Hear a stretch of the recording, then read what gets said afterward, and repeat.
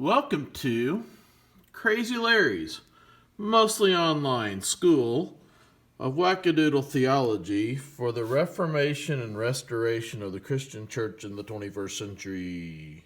Hi, I'm Larry, and we've spent dozens of dollars to bring this to you. Well, welcome to Season 1, Episode 7 of Crazy Larry's, mostly online Wackadoodle School of Theology for the Reformation and Restoration of the Christian Church in the 21st century. Spoke a little bit in Episode 6 about the idea of how there was enmity between the seeds. In Genesis chapter 3, we were looking at the curse upon the serpent, this snake thing here. And it says, Cursed are you above all the livestock and all the wild animals. You will crawl on your belly, and you will eat dust all the days of your life. I will put enmity between you and the woman, between your offspring and hers. He will crush your head, and you will strike his heel.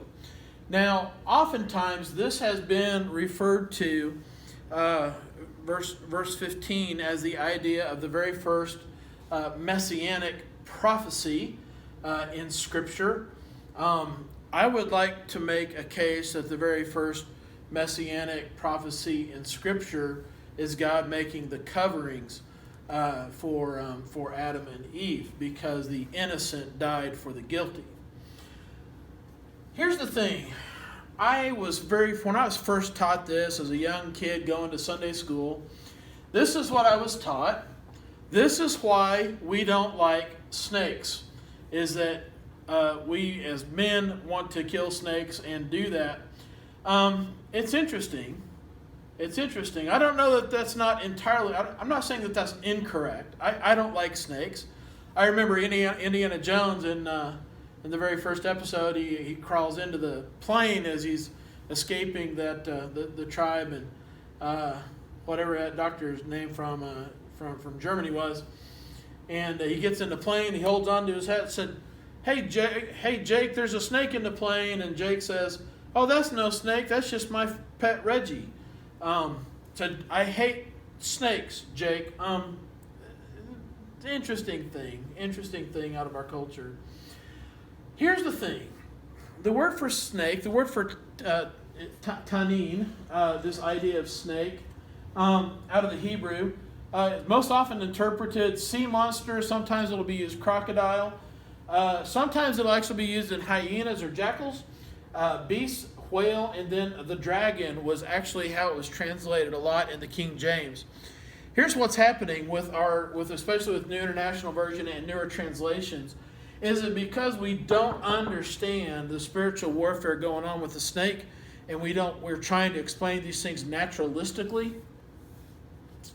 We don't like the idea of snakes being the bad guys, and I believe that that's part of the deception. Let's see here. Let's go to Exodus 7:9. Exodus 7:9. Moses and Aaron are having it out with Pharaoh, and Aaron takes his staff and it's thrown down. It is turned into a snake. That word is actually tanin, which is how that's referred to in that context. I think Jeremiah 51:34 is pretty interesting. This is a curse against Babylon in this passage. Jeremiah 51:34, talking about Nebuchadnezzar, the king of Babylon, has devoured us. He has thrown us into confusion. He has made us an empty jar. Like a serpent, like a dragon, he has swallowed us and filled his stomach with our delicacies, and then he has spewed us out. May the violence done to our flesh be upon Babylon, said the inhabitants of Zion. May our blood be on those who live in Babylon, says Jerusalem. This entire thing, and you're saying, well, Larry, that doesn't really make any sense. And my thing is that it will if you start taking a look at it in an ancient Hebrew context. Because this is why I found Jeremiah 51:34 interesting. Look at what the serpent does. The serpent wants to devour. The serpent wants to eat. The serpent wants to take it for himself, delicacies. Isn't it interesting that in the fall we have a serpent talking a woman into filling her stomach with delicacies? Now, I'm about ready to tell you a story in this context. Isaiah 27 talks about Leviathan who is gliding and coiling, and God will slay him. You see here, it's interesting in Isaiah 27 that apparently Leviathan in this context doesn't have arms and legs anymore to move. You can see the result of the curse put upon this. Here we go. Somewhere in early January this year, a friend of mine, Ryan Bordner, and I decided that we were going to go to a camp conference. And we're driving through St. Louis, Missouri, and it's about 11:35.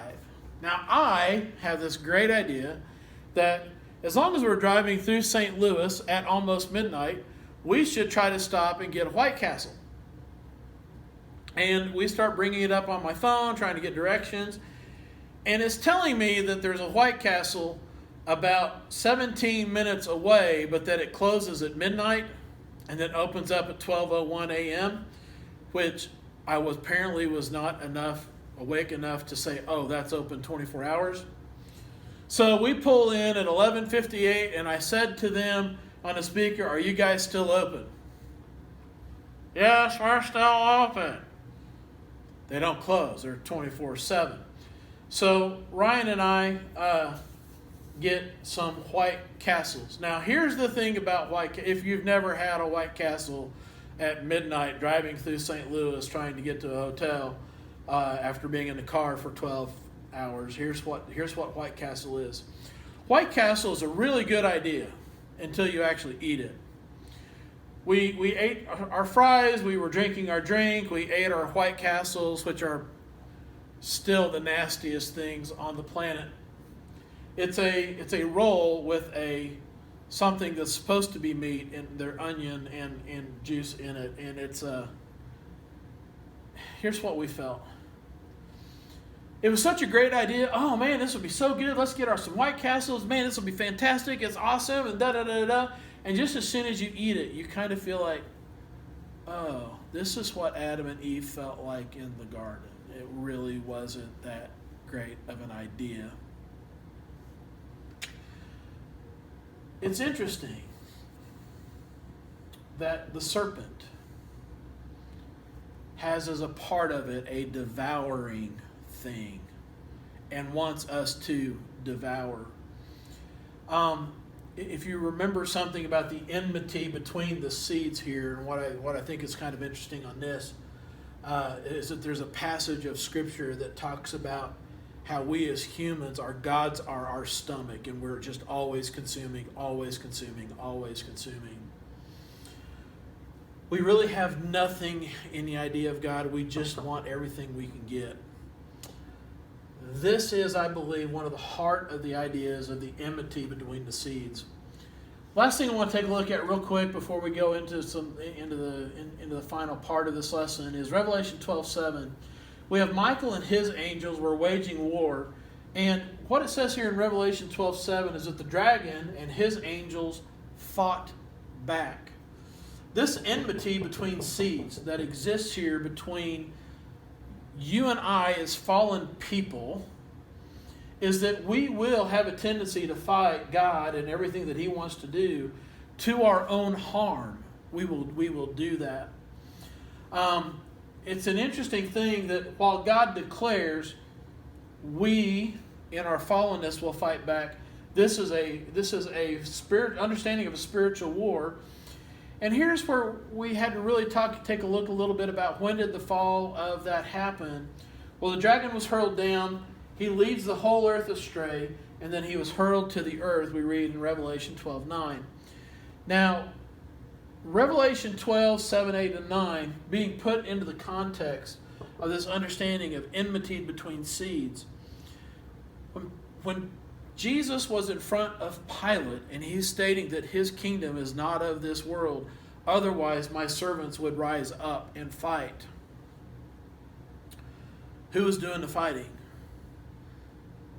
The fighting that was going against God at that point in time was the Jewish leaders, the Roman leaders, us, we as humans, fighting against the redemption and the plan of God's forgiveness, the shedding of the blood of the innocent for the guilty. It's interesting to me that what happens at the cross is that a declaration is made there by a Roman soldier, by one of us, that surely this was a righteous man. Surely this was an innocent man. We, in our humanity, at that declaration by the centurion's mouth, proclaimed from our perspective, from our wanting to kill God, that God is righteous, that God is innocent, that Jesus was both of those, that he, at that point in time at the cross, fulfilled the very thing of the redemption and the forgiveness bought for you and me that Paul talks about in Ephesians chapter 1. Now, why is this important? The reason that this is important is that from a spiritual side, from a prophetic side, Babylon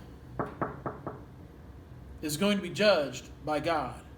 And this serpent, this dragon, the liar, the father of lies, will be killed by God, as promised, throughout the Old Testament. See, we think that some of the times that we just take a look at the book of Revelation and we just totally don't get it because we're not looking at it through what I call that ancient Hebrew worldview. But this enmity exists still today.